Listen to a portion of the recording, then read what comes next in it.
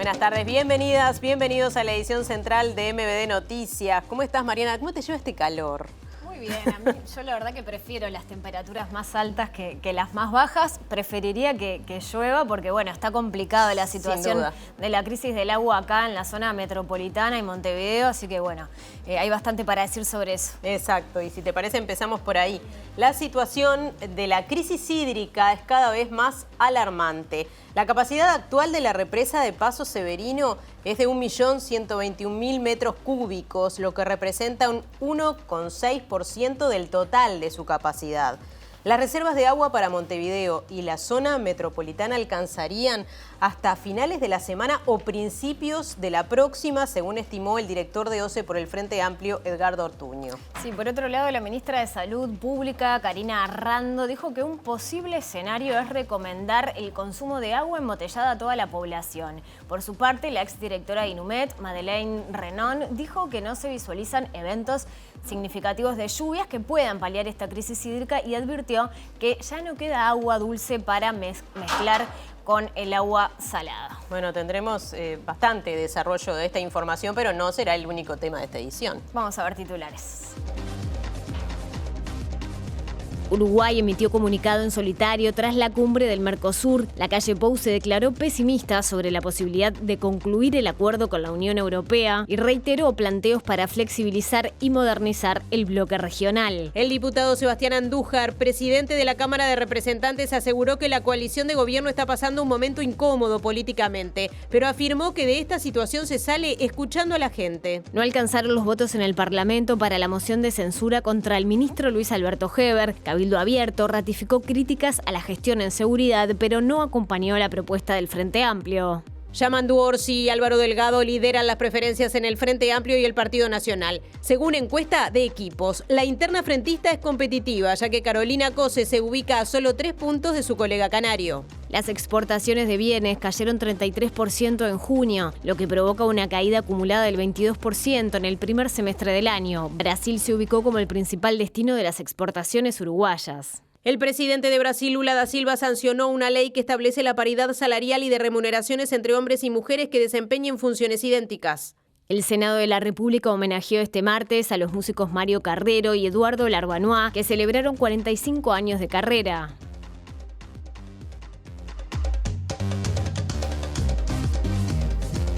Gracias por estar del otro lado. Nos siguen a través de la pantalla de TV Ciudad y también a través de Uniradio, uniradio.edu.uy, 107.7 FM. Y ahora es momento de salir del estudio y encontrarnos con nuestros compañeros que están haciendo los móviles. Sí, 3 de nuestros compañeros en distintos puntos de Montevideo. Empezamos la recorrida por el Palacio Legislativo porque hubo bastantes novedades hoy en el Parlamento. Así que le damos la bienvenida a nuestro compañero Diego Martini. Compañeras, ¿qué tal? Buenas tardes para todas y todos. Nos encontramos en el Parlamento, donde por estas horas en la Cámara de Representantes hay actividad y se está discutiendo este proyecto de ley de reparación a víctimas de la guerrilla, un proyecto que fue presentado por el diputado colorado Pepe Pasquet, sumado también a propuestas de Cabildo Abierto, que ya fue tratado en el Senado y que ahora vino a diputados y que tendría todos los votos de la coalición para salir, a excepción del Frente Amplio. Pero más temprano no se votó la moción de censura presentada por el Frente Amplio porque no se llegó a los votos, únicamente la votó el Frente Amplio, la moción de censura al ministro del Interior, Luis Alberto Heber, así que eso estaremos ampliando en unos minutos nomás. Mucho para desarrollar y también mucho para decir sobre la calidad del agua. Macarena Vico, otras consecuencias de esta situación. Así es, Nati, el saludo para Mariana. Estamos en la Sociedad de Arquitectos del Uruguay que emitieron un comunicado el pasado 27 de junio sobre justamente la producción de hormigón que recomiendan que con la actual calidad del agua que suministra OCE no se recomienda su producción de la forma habitual. Vamos a estar conversando sobre este tema y cuáles son las recomendaciones para su uso. Y además dicen que justamente por la variabilidad que está teniendo la calidad del agua, como se está comunicando a diario, no es confiable su utilización para la producción de hormigón. Otro de los temas de estas horas, el proyecto de rendición de cuentas. Vamos a ver algunas de las repercusiones en sindicatos. Allí vemos el Hospital de Clínicas, Martín, o cerquita de ahí. No. Facultad de Ingeniería, Estamos bien, bien. Sé que son los docentes universitarios y me condiciona. ¿Dónde está Duarte? Ahí está. Bueno, sí, estamos en la Facultad de Ingeniería porque, bueno, la Intergremial, en este caso, de la Universidad de la República, esto tiene que ver con la FEU, la Asociación de Trabajadores del Hospital de Clínica, ADUR, la Asociación de Docentes de la Universidad de la República y AFUR, la Asociación de Funcionarios, emitieron un comunicado en la jornada de ayer. Están preocupados por la rendición de cuentas que ingresó al Parlamento la semana pasada, sobre todo por un compromiso de diálogo que había tenido en su momento el gobierno y que finalmente esa mesa no se llevó a cabo. Están solicitando al Ministerio de Trabajo poder concretar una mesa tripartita para estar hablando del presupuesto, y ellos hacen referencia, bueno, al aumento del 21% de la matrícula en la Universidad de la República con un mismo presupuesto para encarar en el próximo año. En los próximos minutos estaremos conversando con, en este caso, el presidente de ADUR, Héctor Cancela, que nos va a dar un poquito más de información sobre el tema y los próximos pasos a seguir. Muchas gracias, Martín. Les contamos que hoy terminó la cumbre del Mercosur. Habló el presidente Luis Lacalle Pou, que insistió en que Uruguay concrete acuerdos fuera del bloque. Desde la oposición se cuestiona este planteo. Entendemos la visión de cada uno de ustedes. La nuestra, como socio del Mercosur, es que avancemos todos juntos. Bueno, si no podemos hacerlo de esa manera, lo vamos a hacer bilateralmente. Es un planteo recurrente del Uruguay en general, del presidente en particular. Ha tenido pocos resultados en ese sentido.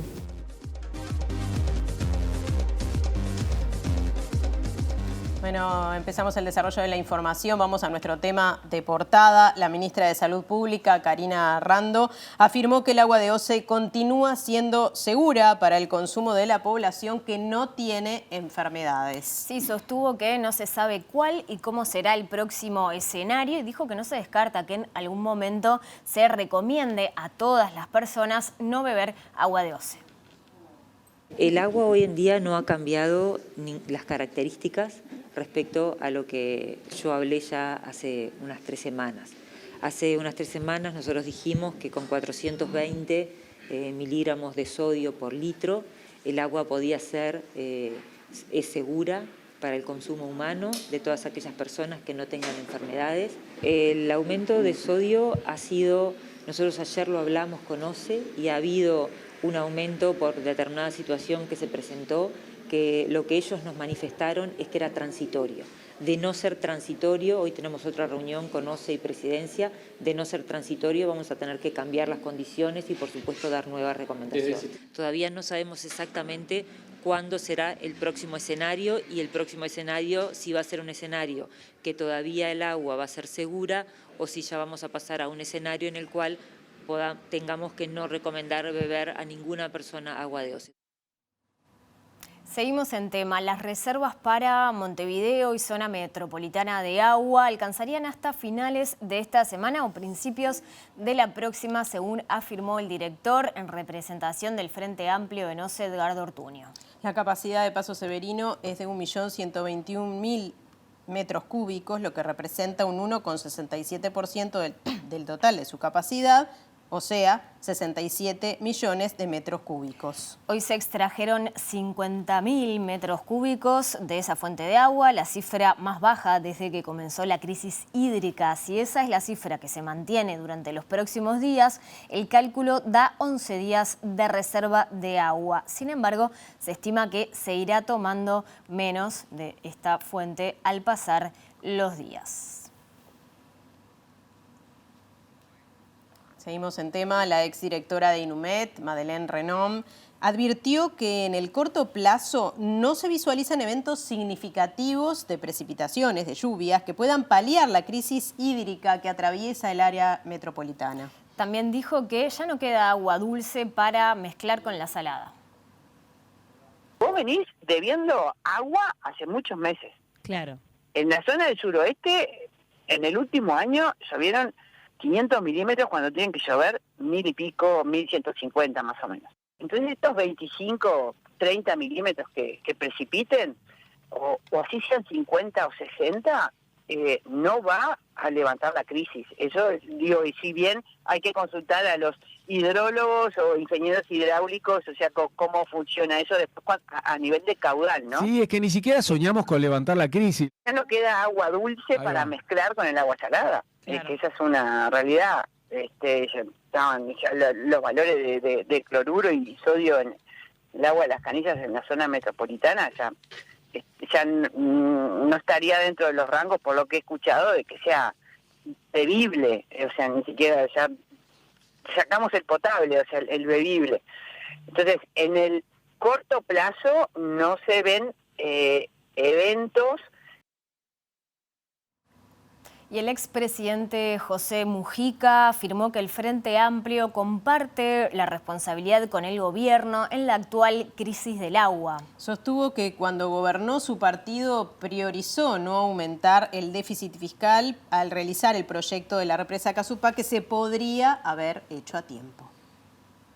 Tendríamos que haber arrancado antes, nos dormimos. ¿En este gobierno o...? No, nos dormimos, se me van a enojar, nos dormimos todos. ¿Está? Compartamos la responsabilidad, es mi manera de pensar. Ay, el bendito déficit fiscal. Estaba el proyecto pronto y estaba la financiación. Pero ya saltar el déficit fiscal para arriba y podríamos haber hecho a tiempo la... Ahora es más costoso igual, ¿no? Casupá, porque sí, todo lo de apuro es más costoso. Cualquier remiendo de apuro es más costoso. Pero eran 100 millones de dólares, ¿cuánto déficit puede hacer saltar eso? Bueno, pero se estaba forcejeando con los números. Nosotros hace muchos años que tenemos un error estratégico, dependemos de una fuente sola, que es el río Santa Lucía. Y dormimos la siesta. Y el líder de Cabildo Abierto, Guido Manini Ríos, dijo que OCE no debería cobrar por su servicio mientras no brinde agua potable. Solicitó que sus palabras se trasladen a la presidencia. Las víctimas de toda esta situación sin duda son los usuarios. Son los usuarios que no están recibiendo hace buen rato agua potable.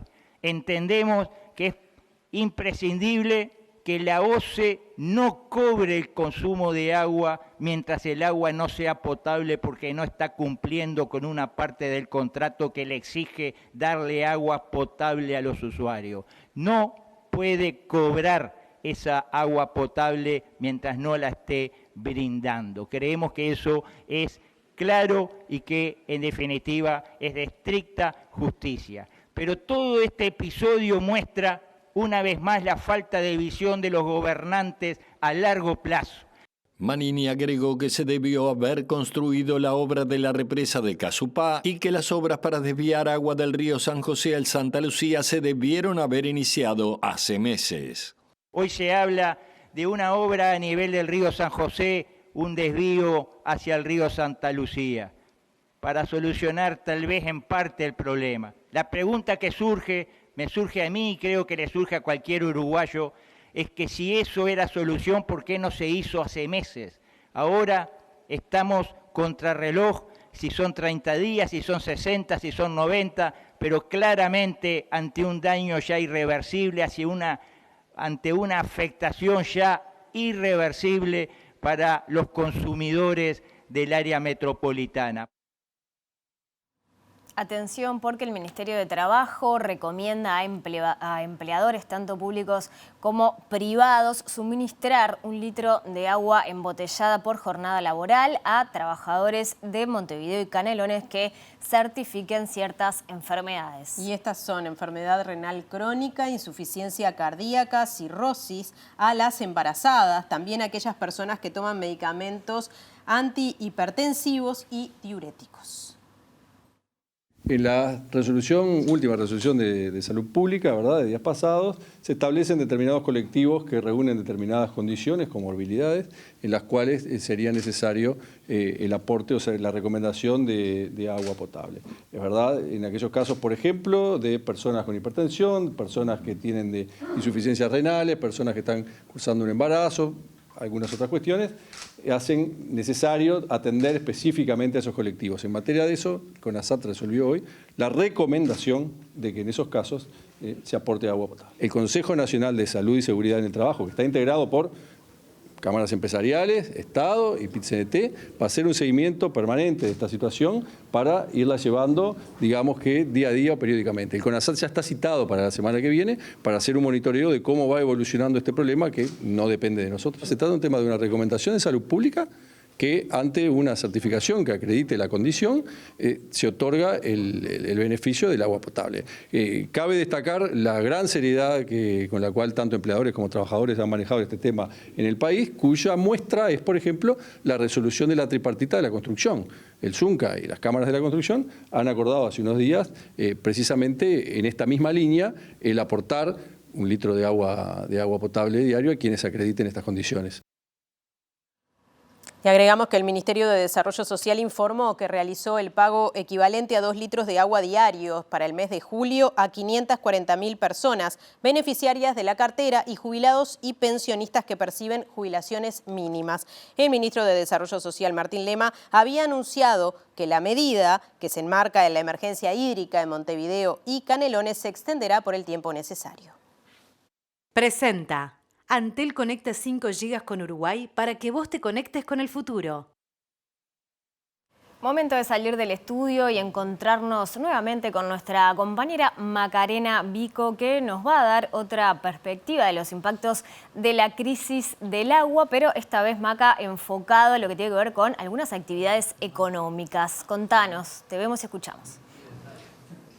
Sí, Mari, en la Sociedad de Arquitectos del Uruguay estamos porque emitieron un comunicado y están siguiendo de cerca el tema. Ya habían emitido comunicados respecto al uso del agua en lo que es el rubro de la construcción y de la arquitectura y el urbanismo. Bueno, la recomendación se basa en un grado 5 que dio información sobre lo que tiene que ver con la producción de hormigón, pero para saber un poco más estamos junto a la presidenta de la Sociedad de Arquitectos y su secretaria general, Mercedes. Bueno, gracias a las dos por estos minutos. Mercedes, ¿cuál es el motivo, qué motivó justamente que ustedes exploraran un poco y estuvieran instruyéndose sobre este tema?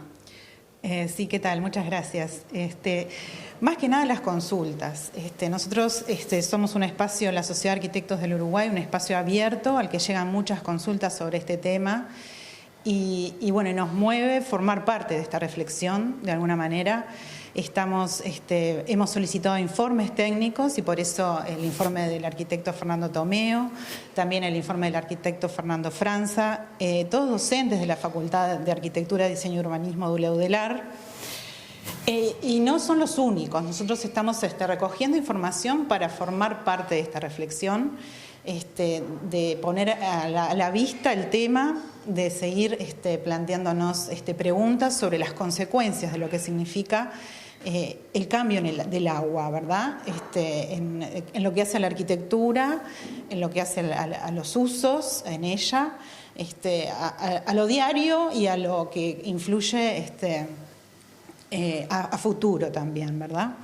Entonces, de esa manera es que estamos recibiendo información, recopilando estas informaciones, algunas pueden ser buscando adelantarnos a posibles consecuencias, ¿verdad? Poder imaginar escenarios, imaginar qué pasa cuando vemos que permanentemente hay cambios en nuestro alrededor, porque el agua forma parte de nuestra vida como es esencial, ¿verdad? Entonces, bueno, más que nada es una invitación a reflexionar y a pensar sobre el agua y por eso esos informes. Bien, este es el segundo informe, el de Fernando Tomeo, un grado 5 de arquitectura. Estela, ¿cuáles son las principales conclusiones que surgieron de ello? Sí, buenas noches.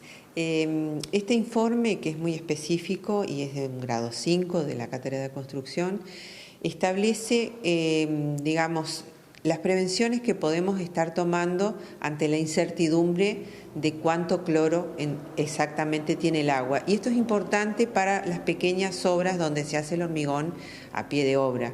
No es para los que hacen el hormigón premezclado, vieron esos camiones que se ven que llevan el hormigón a las grandes obras.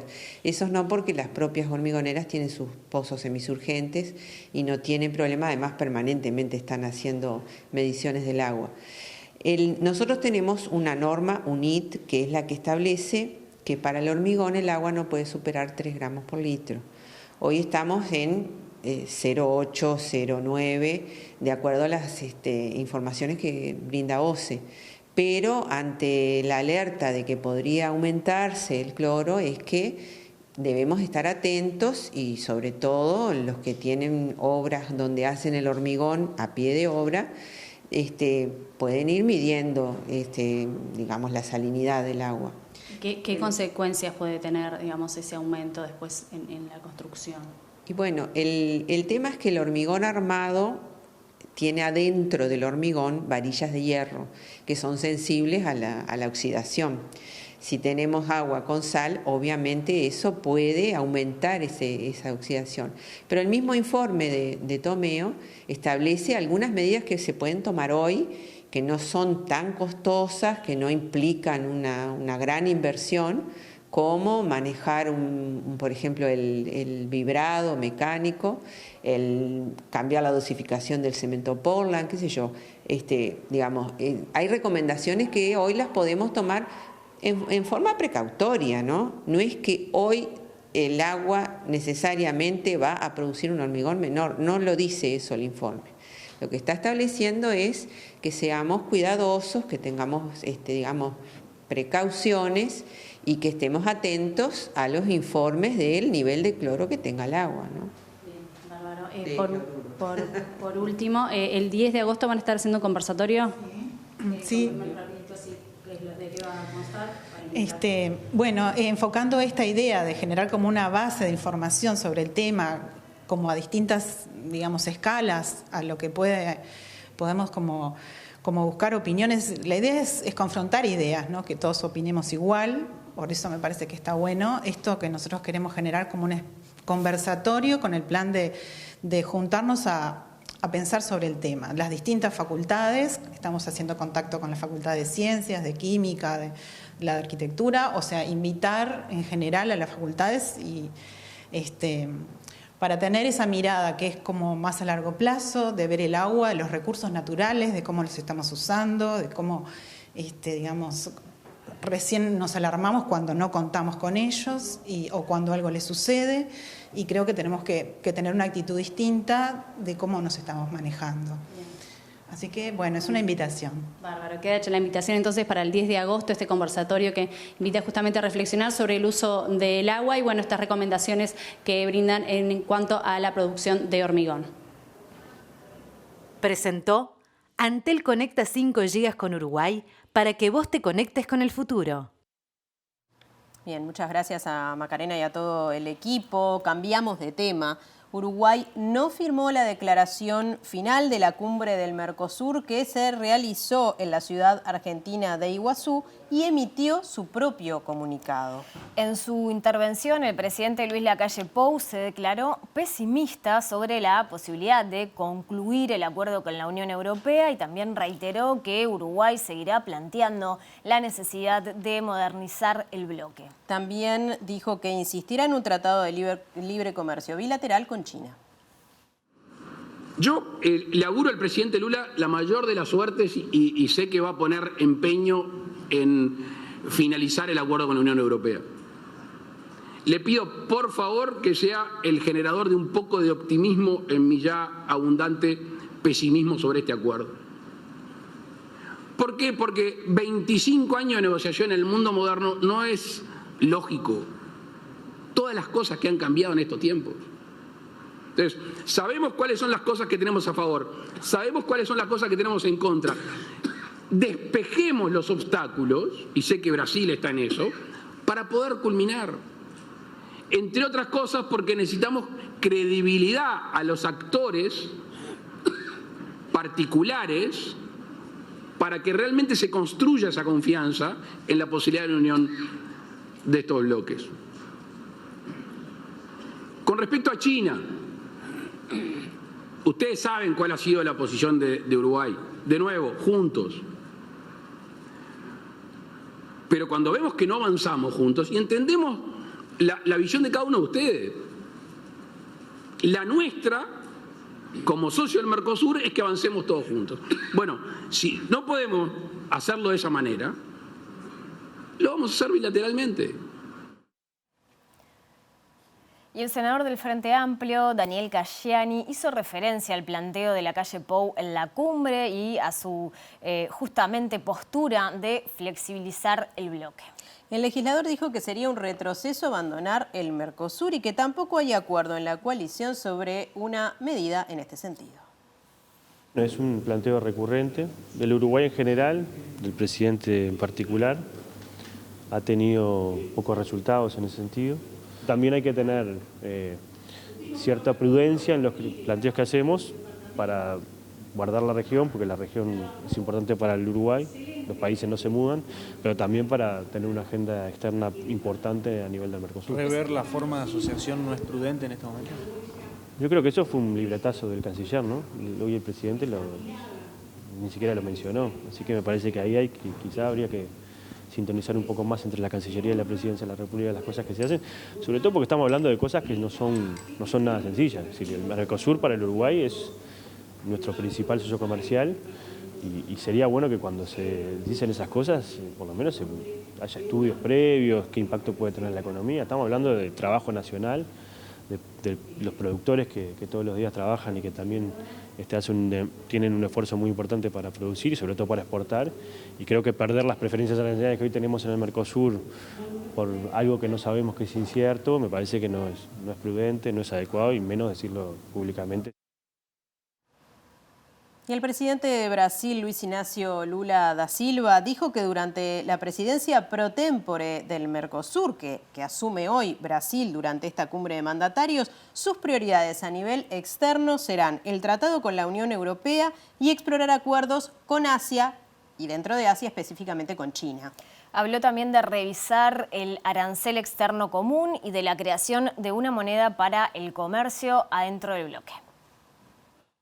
En su intervención, Lula habló de la importancia de mantenerse unidos como región para enfrentar un mundo cada vez más complejo. En ese sentido, fijó como prioridades algunos de los reclamos uruguayos: la revisión del arancel externo común y el problema de las barreras comerciales, al tiempo que retomó la idea de una moneda común para el Mercosur.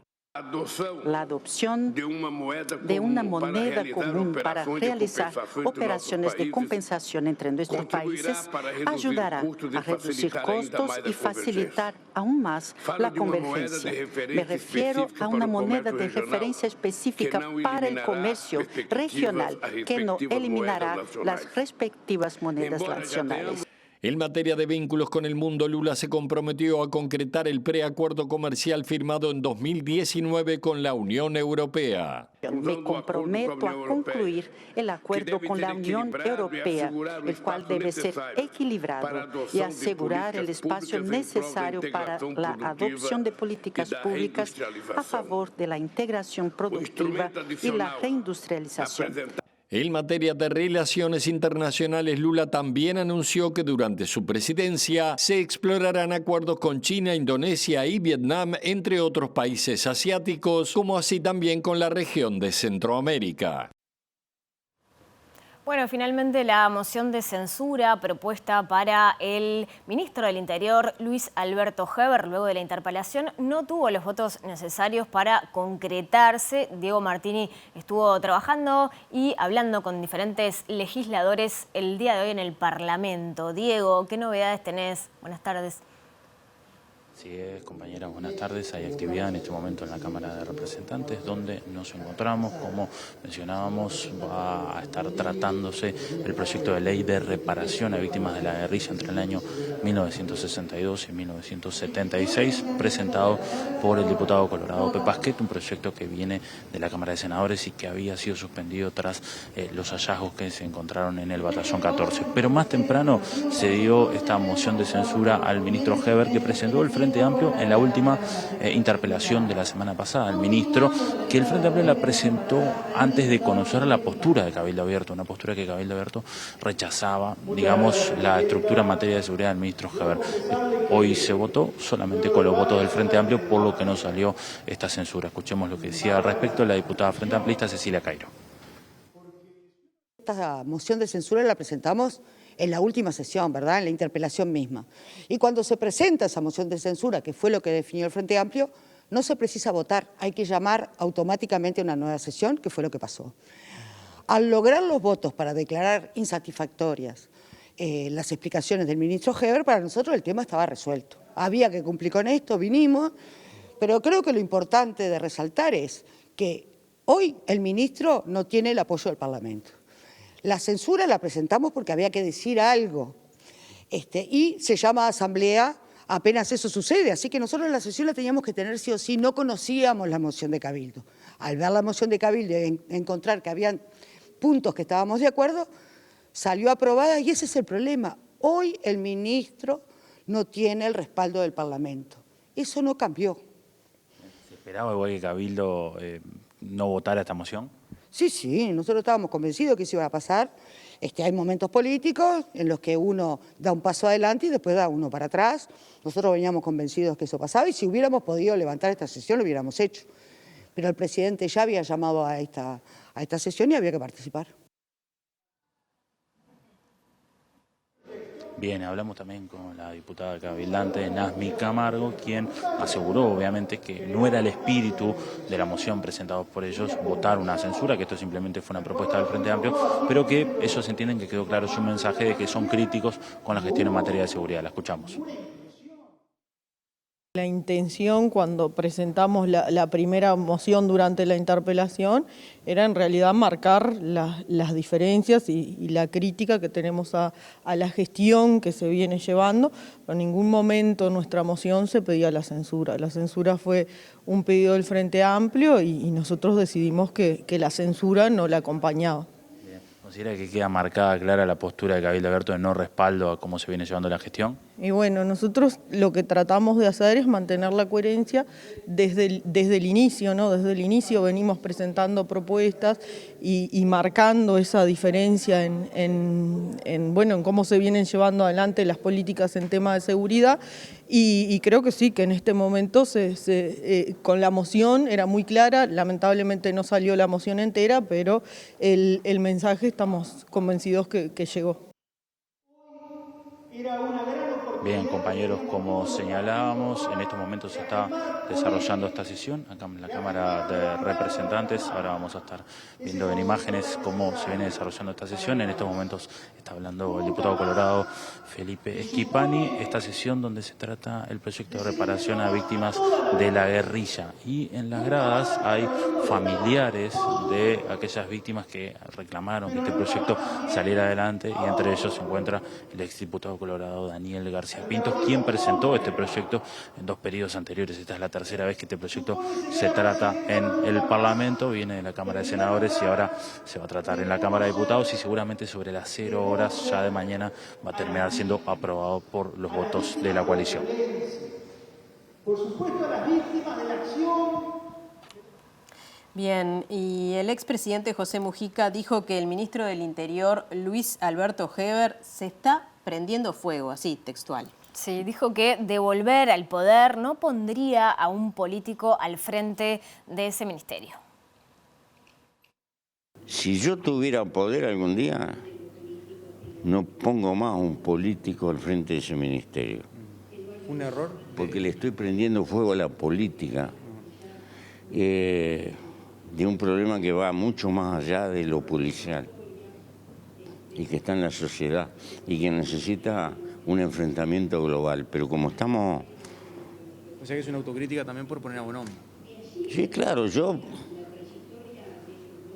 Como es un Ministerio del Interior, es un ministerio desde el punto de vista de quien tiene el gobierno fundamental, como el Ministerio de Defensa, por lo que significa. Pero uno llega a esta conclusión, le está prendiendo fuego a la política, porque habría que poner a Mandrake. Y como Mandrake no existe, al que ponemos, marcha les Piedo. El pobre Heber se está prendiendo fuego, ahí se está liquidando. ¿Y si sale, cambia algo si él renuncia? No sé. Porque es lo que está pidiendo el Frente, ¿no? La censura. No sé si... Creo que necesitamos mucho más. Y que es mucho más complicado el asunto. Honradamente. Volvemos a otro de los temas que planteaba nuestro compañero Diego Martini desde el Parlamento. La Cámara de Diputados está tratando este proyecto de ley de reparación de víctimas de delitos cometidos por grupos armados por motivos políticos entre 1962 y 1976. Bien, para detallar un poco más sobre este proyecto que cuenta con media sanción, fue originalmente pensado por el diputado colorado Daniel García Pintos y retomado en este periodo por Cabildo Abierto. Se trata básicamente de reparar a las víctimas de grupos armados con fines ideológicos que actuaron desde los años 60 hasta 1976, según dice el proyecto. Y representa, en primer lugar, reconocer que hubo víctimas en este país que no fueron víctimas del terrorismo de Estado, que fueron víctimas de grupos armados con fines ideológicos que no están caracterizados ideológicamente en el proyecto. Acá no se dice que de izquierda, de derecha, los Tupamaros, el Escuadrón de la Muerte, nada de eso se dice. Se dice en abstracto grupos armados con fines ideológicos. Las víctimas de esos grupos tienen derecho a una reparación. En primer lugar, tienen derecho a que se reconozca que fueron víctimas. Se ha olvidado prácticamente todo esto, pero acá hubo víctimas que no fueron víctimas del terrorismo de Estado. Y es bueno recordarlo para tener una visión completa del pasado reciente. El Frente Amplio, en los años de gestión al frente de la Administración Central, ha demostrado que no tiene ningún tipo de diferencia con las reparaciones. Ha reparado, pero este proyecto adolece de las mismas, digamos, discrecionalidades que el proyecto que salió del Senado de la República. Se viola el principio de igualdad en el derecho, se violan los principios generales del derecho, sobre todo con los listados que aparecen y que son parte de este proyecto que está a consideración de la Cámara de Diputados, donde aparece gente que nada tuvo que ver ni fue víctima de las organizaciones políticas que operaron en el momento. Por ejemplo, el señor Carlos Abdala, que fue ultimado por un comando yugoslavo en Paraguay. Entonces, esas cosas el oficialismo no las cuenta ni las dice. Veremos qué es lo que dicen ahora en sala. Bueno, seguimos en el ámbito parlamentario para contarles que hoy ingresó el proyecto de rendición de cuentas. Sí, se prevé que mañana se defina la forma de trabajo de la comisión que va a abordar este tema. Lo que sí se definió es que el debate se va a abrir el próximo lunes con la comparecencia al Parlamento del equipo económico. Se trata de la última instancia presupuestal que tendrá el gobierno de Luis Lacalle Pou previo al año electoral. El viernes el proyecto de ley de rendición de cuentas fue recibido por la presidenta de la Asamblea General en ejercicio, Graciela Bianchi. Tras su ingreso formal a la Cámara de Representantes, el proyecto será analizado en la Comisión de Hacienda integrada con presupuesto, que ya tiene un cronograma de actuación que se abre el próximo lunes a las 10 de la mañana con la presentación del equipo económico. En los días siguientes serán recibidas las delegaciones de los Ministerios de Relaciones Exteriores y Defensa Nacional, la Oficina de Servicio Civil y del Poder Judicial. Los 4 viernes que siguen hasta el 4 de agosto se destinará a recibir a delegaciones de la sociedad civil, sindicatos o instituciones que pretenden plantear sus inquietudes y sugerencias sobre los alcances del proyecto. El trabajo de la comisión terminará el 10 de agosto cuando vence el plazo para la presentación de informes. El proyecto con los cambios que puedan introducirse se comenzará a debatir en el plenario el lunes 14 de agosto. El tratamiento en la Cámara de Diputados culminará el viernes 18 de agosto, cuando venza el plazo constitucional de 45 días para su tratamiento. El diputado blanco Sebastián Andújar, presidente de la Cámara de Representantes, dijo que la coalición de gobierno estaba pasando un momento incómodo políticamente. En entrevista con Primera Edición de MBD Noticias, el legislador aseguró que este proyecto, que comienza a analizarse ahora en el Parlamento, tiene incrementos muy puntuales y otros que se arrastran de la última rendición de cuentas. Esta tiene incremento del gasto, es un incremento que se puede catalogar como muy puntual y algunos podrán decir que es insuficiente, pero no podemos tener amnesia de que en la rendición del año pasado ya se incrementó, pensando en el 2004, en el entorno de los 300 millones de dólares, lo cual habría que sumarlos. Eso, desde el punto de vista intelectual, sería lo más honesto, donde se sustentaron un montón de políticas, seguridad, la reforma educativa, cuestiones de salud, el ajuste de los salarios. O sea, podemos discutir, la discusión quizás la tengamos que tener o llevar 12 meses antes para visualizar qué es lo que viene ahora en este tratamiento. Consultado sobre las rispideces entre Cabildo Abierto y los integrantes de la coalición de gobierno, Andújar entiende que a nivel político se está en un momento incómodo. Yo te definiría el momento como incómodo. Incómodo. Esa es la palabra, incómodo. No sé si el peor, el mejor, incómodo. ¿Por qué? Porque tenemos que estar dedicados a otros temas y no a chiporrotazos internos. Pesa la temperatura electoral. Tenemos que ser conscientes de que empezó a sentirse esa temperatura electoral. Entonces genera incomodidades. Esperemos poderla sortear. Porque la gente espera mucho de nosotros. Se sortea escuchando a la gente. Seguimos en el tema del proyecto de ley de rendición de cuentas y vamos a contactarnos nuevamente con Martín Duarte para tener la visión de la Asociación de Docentes de la Universidad de la República justamente en relación a este borrador. Martín, ¿qué novedades tenés? Sí, así es, Mariana, porque en la jornada de ayer hubo un comunicado y una reunión de la intergremial justamente de la Universidad de la República para expresarse sobre todo los compromisos que había de diálogo. Están solicitando una mesa tripartita al Ministerio de Trabajo en estos días que van a ser fundamentales a la hora de conseguir o de pujar en torno a la rendición de cuentas. Por eso le agradecemos estos minutos a Héctor Cancela, que es presidente de ADUR, la Asociación de Docentes de la Universidad de la República. ¿Qué primera mirada? Porque hubo un comunicado de la universidad, de esta intergremial justamente, en torno a los compromisos que había, el crecimiento de la matrícula, qué se va a hacer en los próximos días a propósito de lo que fue el comunicado, ¿no? Perfecto.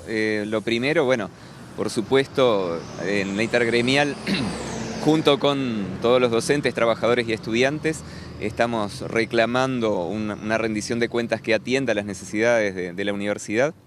El año pasado, en la negociación tripartita, se nos había dicho que habíamos llegado un poco tarde, por eso desde ya principios de mayo estuvimos pidiendo una reunión que cuando se concedió solamente tuvo presencia del Ministerio de Trabajo y no del Ministerio de Economía. Ahora nos encontramos ya con una rendición de cuentas, con un mensaje del Poder Ejecutivo que tiene un 0% de incremento para la universidad, para la educación en general, y bueno, es algo que realmente nos preocupa mucho, fue esa preocupación que manifestamos ayer, porque bueno, sigue creciendo la matrícula, las y los estudiantes quieren ingresar, y bueno, entendemos que no es normal que el país no pueda atender ese futuro de las y los jóvenes y darle las condiciones para que puedan desarrollarse y estudiar como merecen. Hay un foco justamente, como tú decías, en el crecimiento de un 21% de la matrícula de la universidad, también en el salario docente, sobre todo en los grados más bajos. Contándonos un poco, incluso para que el televidente tenga idea, ¿no? De la solicitud que se hace por parte de los gremios de la educación en torno a incremento de los grados más bajos, ¿no? De salariales. En la universidad el 60% de las y los docentes son lo que llamamos grado 1 y 2, son grados de ingreso. Y bueno, como un ejemplo, un grado 1 cuando entra a la universidad está cobrando nominalmente 19.000 pesos. Yo acabo de tener una reunión con 4 de esos docentes que empiezan y bueno, realmente hay mucho compromiso, hay muchos años de estudio. De repente estuvieron 4 o 5 años estudiando ingeniería para poder llegar a ser docentes y están ganando bastante menos que mi hijo, que con 18 años empezó ahora como cadete con 29.000 pesos. Para atender a la universidad efectivamente necesitamos que las y los trabajadores, docentes y no docentes, puedan tener una vida digna, puedan comer, vestirse, venir a trabajar. Y bueno, realmente los salarios y particularmente los de ingresos no están alcanzando para eso. Por último y brevemente para cerrar, ¿qué movilización, qué tipo de actividad se han planteado como intergremial en los próximos días, donde van a ser clave, como decíamos, para la negociación de la rendición, ¿no? Vamos a estar, por un lado, compareciendo al Parlamento, pidiendo reuniones a todas las bancadas, organizando un foro sobre educación pública a fines de mes en el Paraninfo de la universidad. Y bueno, movilizando un poco también a nivel de todos los centros, de todas las facultades, para tomar conciencia de lo que significa, digamos, este incremento cero para la universidad. Víctor, muchas gracias por estos minutos. Era la palabra de Héctor Cancela, presidente de la Asociación de Docentes de la Universidad de la República, que junto con la FEU, los trabajadores también del Hospital de Clínica y los funcionarios de la universidad se están movilizando en torno al proyecto de rendición de cuentas.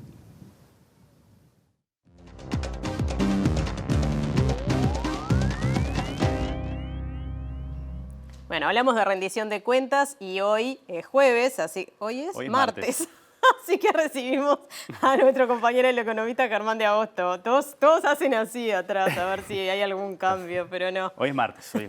Y hoy en martes vamos a hablar de los primeros apuntes en torno a la rendición de cuentas y en particular en torno a lo que es el escenario macroeconómico previsto por el gobierno. Entonces vamos a recorrer en primer lugar lo que es las expectativas de crecimiento, luego vamos a avanzar por la de inflación, que son sumamente relevantes a la luz de los lineamientos y de la posibilidad de cumplir o no con el compromiso de recuperar el poder de compra, y terminamos con el dólar, que de alguna manera viene siendo una de las dimensiones más problemáticas que tiene hoy por hoy el gobierno por delante. Así que empezando con el crecimiento, lo que tenemos en blanco es lo que ya sabemos que pasó, es decir, la dinámica del crecimiento hasta el 2022 como año cerrado. Y luego tenemos una secuencia de 3 colores que representan 3 momentos distintos en los que el gobierno efectuó su estimación de crecimiento para este año, para el año 2023. La más actual, la que presentó el viernes con la rendición, es la de 1,3%. Es decir, la economía va a crecer muy poquito este año y va a crecer en torno de 1,3%.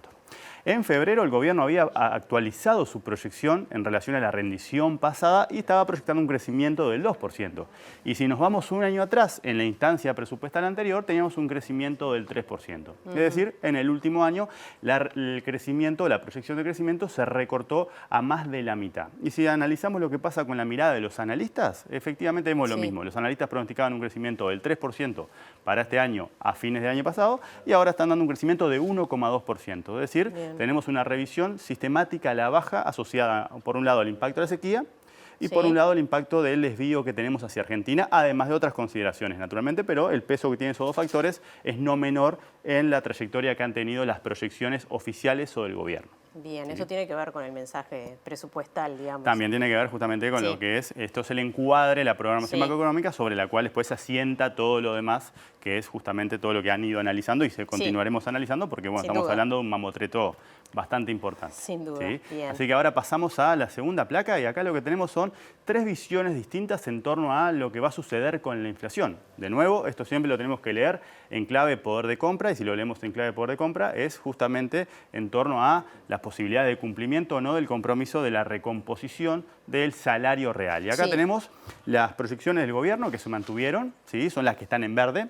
El gobierno tiene una proyección similar a los analistas para fin de este año, pero ya se empieza a divorciar de forma bastante más marcada hacia diciembre de 2024. Tenemos que tener presente que los convenios que arrancan ahora van a ser a 2 años, o sea que todo lo que estamos viendo es relevante. Y si miramos la de los empresarios, que en general son los que más embocan, porque tienen un rol no menor en lo que son los mecanismos de formación de precios, están manteniendo una proyección del entorno del 8%. O sea que cuando comparamos el gobierno con los analistas y con los empresarios, tenemos una divergencia que puede ser problemática, porque es un escenario similar que tuvimos en la instancia anterior. Proyecciones muy ambiciosas de inflación que no se cumplieron y eso supuso justamente una pérdida de poder de compra, que es lo que ahora se está intentando recomponer. Claro, se está negociando en este momento. Tal cual. Y asociado a esto, como hemos analizado en otras oportunidades, la caída del dólar en nuestro país, que viene sostenida desde el año pasado, le viene generando muchos problemas en el frente de la competitividad, pero lo ha ayudado con la inflación. Así que en la próxima placa, que es la última placa que tenemos para presentar este día martes, tiene que ver con las... No son estimaciones, no son proyecciones, sino son hipótesis o conjeturas del gobierno en torno a la trayectoria que tendría el dólar. Acá lo que estamos viendo es la variación del tipo de cambio. No estamos viendo el tipo de cambio, sino la variación. Vemos la profunda caída que tuvimos en 2022, parte de lo que explica el atraso cambiario que estamos vivenciando hoy. Y ahora lo que tiene el gobierno previsto es que el tipo de cambio revertiría esa situación, porque de hecho para 2023, dado que ya tenemos un semestre recorrido, están dando un aumento del tipo de cambio de 6,5%. Es decir, el dólar revertiría la tendencia y se empezaría a depreciar. O de otra manera, pero algo tiene que suceder de ahora a fin de año, porque en realidad sigue bajando. Sí, lo tenemos en 37,5 el interbancario, o sea que ese problema se ha venido profundizando. En el mundo el dólar está cayendo, o sea que de alguna manera la fuerza que nos viene de afuera nos tira para abajo. Por lo tanto, es más complejo justamente promover un aumento del tipo de cambio que alivie la situación de la competitividad que hemos analizado en más de una oportunidad. Uruguay está 60% más caro que Argentina, 45% más caro que Brasil, pero está más caro en relación a cualquier universo relevante de países que tomemos, sean socios comerciales, economías competidoras, en bienes o en servicios. servicios. Si baja en todas partes del mundo, o por lo menos en los socios comerciales, beneficia la competitividad. Tal cual, eso con una carrera no nos quedamos atrás porque todos nos estamos moviendo al revés, Claro. pero como partís de una situación de atraso, justamente en realidad Vamos a el seguir problema atrasados. se mantiene. ¿sí? Sí. Pero de vuelta, si el dólar se revierte y empieza a subir, se complica un poco la proyección de la inflación y el tema de la inflación te complica el salario real y así tenemos justamente un escenario de conflictividad como el que venimos asistiendo en los últimos meses, producto justamente de la pérdida del poder de compra que se acumuló en las instancias previas. Bueno, temas que seguiremos analizando el jueves, y los siguientes martes y jueves seguro, porque esto sigue y sigue. Totalmente. Muchas gracias, Germán. Muchas gracias Ya a vos. seguimos con más información. Presenta Mercado Agrícola de Montevideo, en el corazón de un barrio donde late la ciudad. Mercado de Historias. Mercado de Historia.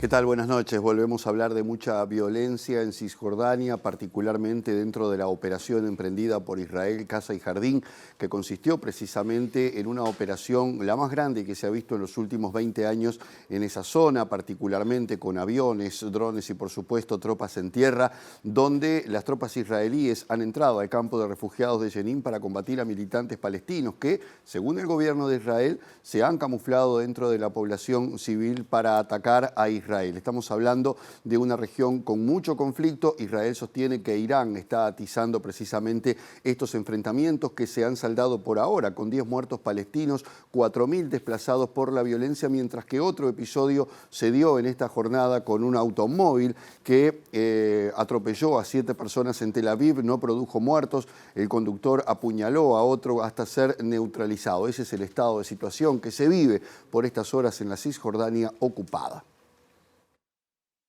La espiral de violencia ha desembocado en esta operación militar, la mayor de los últimos años en Cisjordania, donde Israel asegura que su objetivo no son los palestinos, sino las milicias financiadas por Irán como Hamas y Yihad Islámica, definidas como organizaciones terroristas. Para el primer ministro palestino Mohammad Shtayyeh, la operación es un nuevo intento de destruir el campamento y desplazar a su gente, y ha asegurado que los palestinos no se rendirán mientras perdure esta ocupación criminal. La administración del primer ministro Benjamín Netanyahu aseguró este martes que su incursión estaría próxima a terminar después de que subrayaran que la acción militar duraría el tiempo que fuera necesario, incluso si eso significaba varios días, por lo que cientos de tropas israelíes continuaron operando en la zona, incautando armas y explosivos y destruyendo túneles y puestos de mando, según indicó el ejército israelí. Jenin es uno de los lugares de Cisjordania en los que se ha afianzado una nueva generación de milicianos palestinos, donde 14.000 personas viven en 1 kilómetro cuadrado y cuenta con una de las mayores tasas de pobreza, desempleo y marginalidad de los 19 campamentos de refugiados que hay en Cisjordania. Mientras tanto, 7 personas resultaron heridas este martes después de que un palestino que conducía un vehículo en Tel Aviv atropellara intencionalmente a varios peatones para luego apuñalar a otro más antes de ser neutralizado por un civil, aunque no se dieron más detalles sobre el agresor. El presidente brasileño Lula da Silva cumplió con una de sus promesas electorales y sancionó una ley que habilita la paridad para hombres y mujeres en materia salarial. Esta era un reclamo de larga data, a pesar de que todavía las cosas están muy distantes para ser iguales entre hombres y mujeres en ese país. Las mujeres hasta ahora básicamente ganaban un 22% menos que los hombres por igual tarea. El presidente Lula dijo que esto todavía no alcanza y hay que seguir trabajando para que esa paridad llegue también a otros aspectos de la vida cotidiana. El presidente Lula da Silva afirmó a través de su cuenta de Twitter que no es que haya leyes que se apliquen o no, lo que hay es un gobierno que hace cumplir la ley o no, y haremos cumplir la ley de igualdad salarial para hombres y mujeres, señalando que si bien la nueva legislación ha despertado resquemores en algunos sectores empresariales, una vez que entre en vigor no podrá ser burlada. El mandatario instó a los trabajadores a denunciar cualquier incumplimiento por parte de los patrones en intereses de que las personas empiecen a indignarse frente a la desigualdad, porque la desigualdad no es normal, según dijo Lula. El mandatario introdujo el proyecto legislativo ante el Congreso el pasado 8 de marzo en el contexto de la conmemoración del Día Internacional de la Mujer junto a otras 20 propuestas con las que planea reparar las inequidades jurídicas contra las mujeres que prevalecen en Brasil y aludió al retroceso en la materia registrado durante las gestiones de Michel Temer y Jair Bolsonaro, que implicaron la eliminación del Ministerio de Mujeres y la justificación solapada de la violencia contra las mujeres. Según cifras oficiales, las mujeres representan en Brasil el 51,1% de la población y el 52,65% del electorado, pero pese a ello sus ingresos son 22% inferiores a los de los hombres que ejercen funciones comparables en una sociedad en la que las mujeres no suelen figurar demasiado en las arenas políticas ni en los cargos gerenciales privados. Esta situación se replica incluso en el gabinete de Lula, donde ocupan solo 11 de las 37 carteras y todavía con más fuerza en el Congreso, pues en la última legislatura resultaron electas apenas 91 diputadas de 513 y solo 10 senadoras. Les contamos que en esta jornada falleció el periodista deportivo Jorge da Silveira, conocido por todos como El Toto. Tenía 79 años y desde hace un año que luchaba contra un cáncer que lo tuvo complicado en los últimos meses. El 3 de junio se había retirado profesionalmente al despedirse del programa A Fondo en Carve Deportiva. Da Silveira tuvo 62 años de trayectoria deportiva, había comenzado en 1961 con 17 años, acompañando las transmisiones del histórico relator Carlos Solé en Radio Sarandí, luego pasó a Radio Sur, donde trabajó con Horacio Vico y después con Víctor Hugo Morales. También estuvo en Radio Ariel, Radio Mundo, Radio Panamericana, Radio Rural, Radio Oriental y Sport 890. En televisión trabajó en Canal 5, Canal 10 y Canal 4. A lo largo de su trabajo cubrió 15 Copas del Mundo, mérito que le valió un reconocimiento de FIFA como uno de los periodistas con más coberturas mundialistas. Varios periodistas, dirigentes y políticos lamentaron su fallecimiento. Otra noticia triste, el dibujante y humorista uruguayo Tabaré Gómez Laborde falleció en Buenos Aires con 74 años. Bajo la firma de Tabaré fue el responsable de diversas tiras cómicas populares en Uruguay y Argentina. Nació en La Paz en 1948, estudió secundaria trabajando como mozo y luego comenzó a publicar caricaturas en algunos medios de Uruguay hasta que en 1974 se instaló en Argentina. Allí trabajó primero en el diario Noticias y la revista Satiricón. Ya en 1977 creó junto a Jorge Ginsburg, Carlos Abrevaya y Héctor García Blanco la tira Diógenes y el Linchera, que continúa publicándose hasta la actualidad en el diario Clarín. Además de Satiricón, publicó en las otras de las principales revistas humorísticas de Argentina, como Humor, Superhumor y Sex Humor. También en Louis de Francia, editorial Eura de Italia y en la revista semanal de humor El Jueves de España. Ilustró varios libros para niños en las editoriales Alfaguara, Sudamericana y Coligüe y colaboró en revistas infantiles como Villiquen y Disney. También editó libros de cómics para Italia, España, Noruega y Uruguay. Realizó una serie de 50 cortos cinematográficos humorísticos con el nombre de Tabaré se mueve. Bueno, y ahora sí una noticia alegre, ¿no? Para compartir con todos, porque con presencia de referentes de la cultura en las barras, en la Cámara de Senadores se llevó adelante una sesión en homenaje a la trayectoria del dúo Larbanoa Carrero, que cumple 45 años de actividad. La sesión, que fue promovida por el senador del Frente Amplio, Oscar Andrade, tuvo como participantes al expresidente José Mujica y también al intendente de Canelones, Yamandu Orsi. Larbanoa tiene la poesía en los dedos, en la magia de las cuerdas. Las cuerdas no hablan, pero hacen sentir. La guitarra bien tocada es un elixir. Y se combinan, porque Carrero cultiva el mensaje, le da el mensaje y hermanan la poesía de la guitarra con el mensaje. Uno habla a los sentires, el otro habla en la conciencia. ¿Esa combinación es un arma política? Sí, siempre son armas políticas. pero son políticas en el sentido amplio del término. Este año, por ejemplo, cumplen 80 años Rada, Fattoruso, Pepe Guerra, Braulio. Y están ahí y haciendo cosas. Y bueno, y estos dos personajes, que todos son dos palabras enganchadas a Ana Carrero, para mí la mejor muestra, y sus temas son la mejor pintura que podemos tener del Uruguay profundo. No hay descripciones como la del Potrillo. Yo nunca escuché cosa igual, sé que no voy a escuchar otra cosa igual.